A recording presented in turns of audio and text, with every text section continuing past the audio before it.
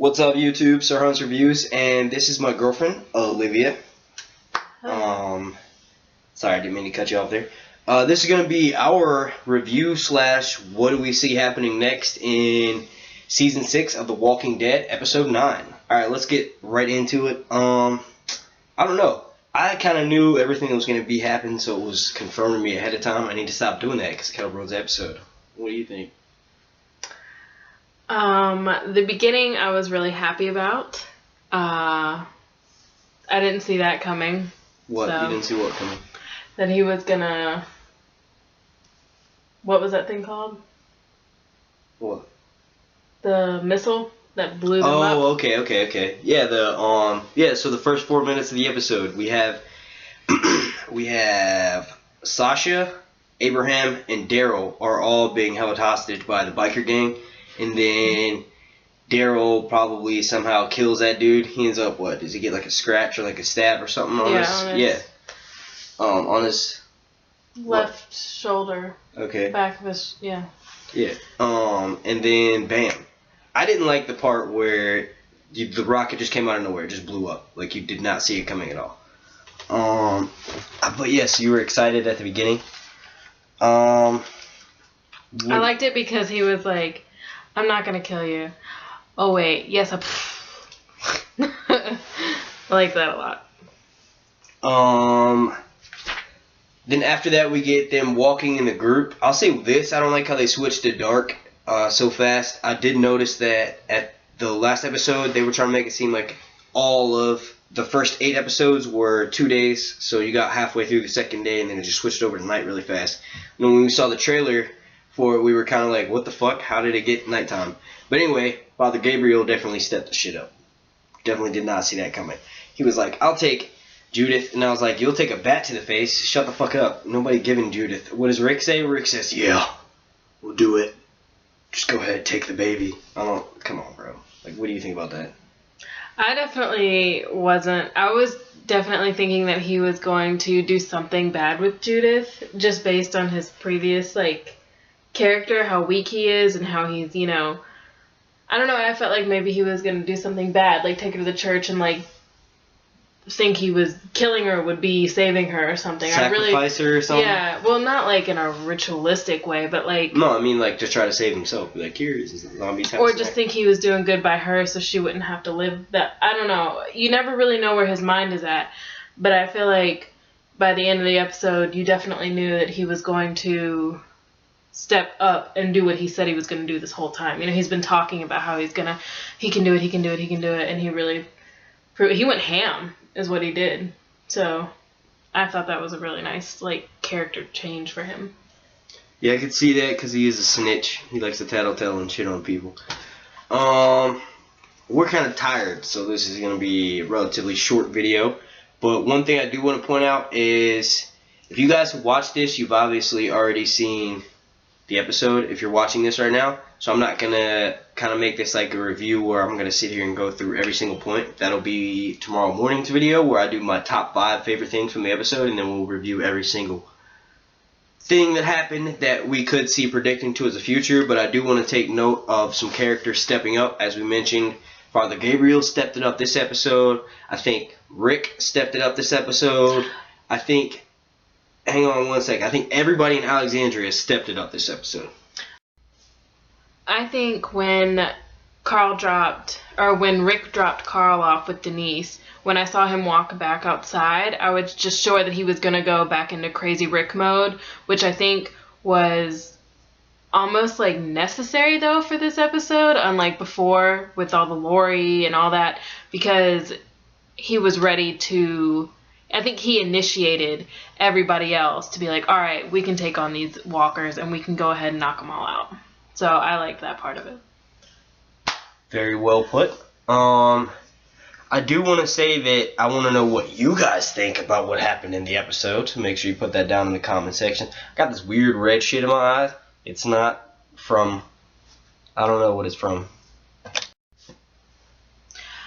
Other than the bazooka getting shot at the Negan people. I think my favorite, or not even favorite, but like most surprising scene was when Jessie and her son Sam got eaten. Not that I didn't expect Sam to get eaten, because when we left last time, I knew that he was stirring trouble and that he was.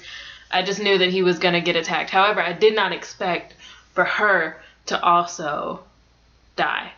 That I did not see coming at all, and I was shocked at that whole scene with Michonne and what's the older brother's name? I don't know. Well, the older brother. Well, I knew that he already wanted to kill Rick, but that whole scene just really blew my mind. Ron. That was Ron. His name's Ron. Yeah. That was my favorite, I think, whole scene as far as like, oh my god, what just happened? That was definitely the best part of the show. Well, in the comic book, I agree with you on that. In the comic book, it's a little bit different because what happens is what is her name? Jessie. Jessie is actually still alive when Rick chops her arm off. So she's intentionally holding on to Carl because she doesn't want to let go of Ron. So in the comic book, it's Ron. It's the smaller brother.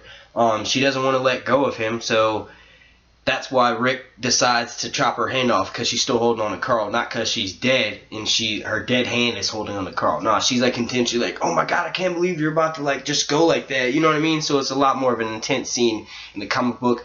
So I understand that surprised you as just being like strictly show watcher, but thanks to certain YouTubers and thanks to like comic book videos on YouTube where they just straight out play the whole comic book, I've done a lot of like watching of those, and it was definitely more intense in the comic book when that whole scene took out. So I'm kind of a little bit disappointed they didn't follow it more so canon, but it was definitely an intense scene. It definitely came out of nowhere, just as much as that rocket scene did, because I knew it was gonna happen, but still, like, you didn't see the rocket, and I feel like if they had put the rocket in there, you would have known right before it happened. So the fact that they just went, you just kind of, you know what I mean? And then Michonne really stepped it up. She's another character who really stepped it up as far as like predicting what he was about to do. Hang on a second. Let me pause right there.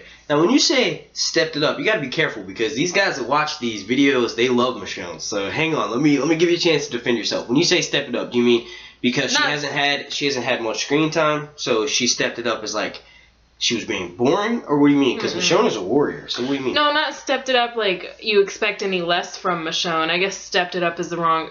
She was on point because she already knew what was about to happen before it happened, because if it hadn't been Carl's eye, it would have been Rick's brain. You know what I mean? Like, she saw that coming and was like, nope. And she is like Carol in that sense. She'll take care of what needs to be taken care of regardless of the situation. I agree. Alright, so with all that being said, I'm going to touch back on what I said earlier, and then I'm going to give some of the few symbolism things that I noticed in this episode. So what was your favorite moment of episode 9 of season 6 of The Walking Dead?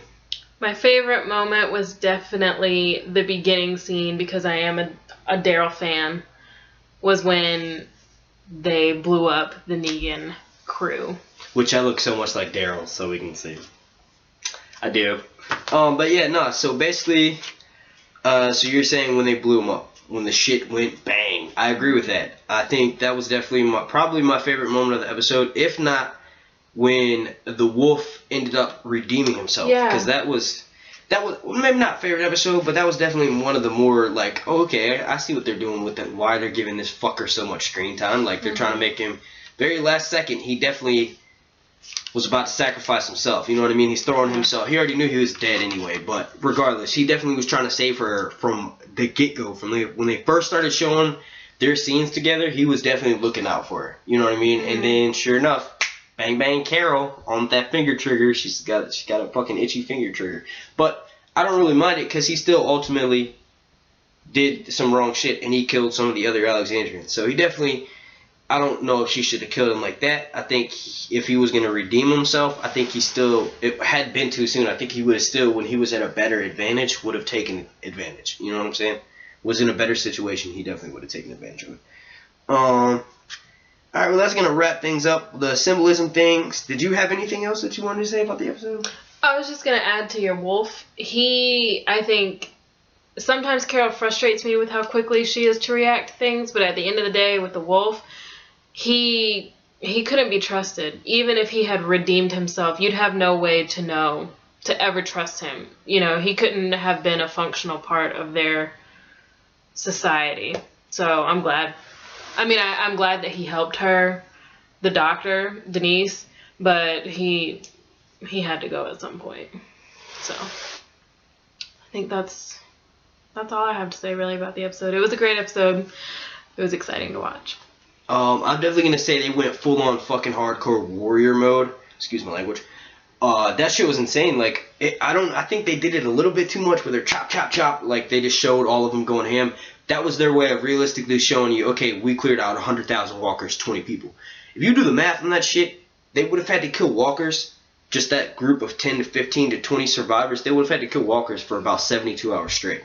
So I guess their way of making it realistic to us is show each 15 of the people chopping 100 times. You know what I mean? That was their way of basically showing us that. What I do want to say is, now that they have all that walker debris, they could do some super shit and build a wall of walker debris outside of the city. Would that not be fucking dope? I know. Just bear with me for a second. We all know in the comic books, outside Negan's sanctuary, he's got all that barbed wire shit with the zombies hanging around that are chained up. So they basically never have the shit that happened to Alexandria happen to them. So what if Alexandria maybe not have even been to the sanctuary yet? They don't even know anything about the saviors.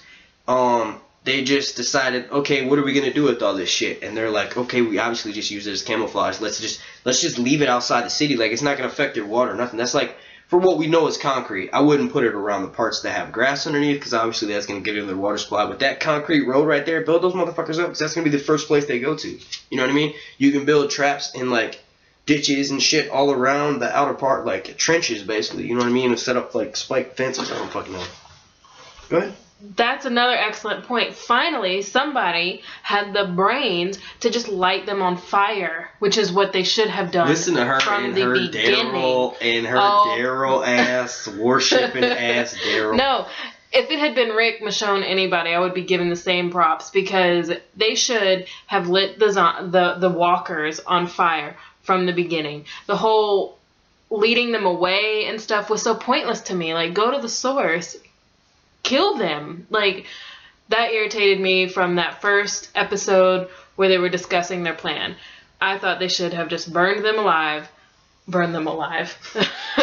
Burn the dead alive. You know, from the beginning. And I was just happy to see that somebody finally, and they're dumb walkers, really. As far as like zombies in movies go, they're really dumb. Yes. To walk right into the fire.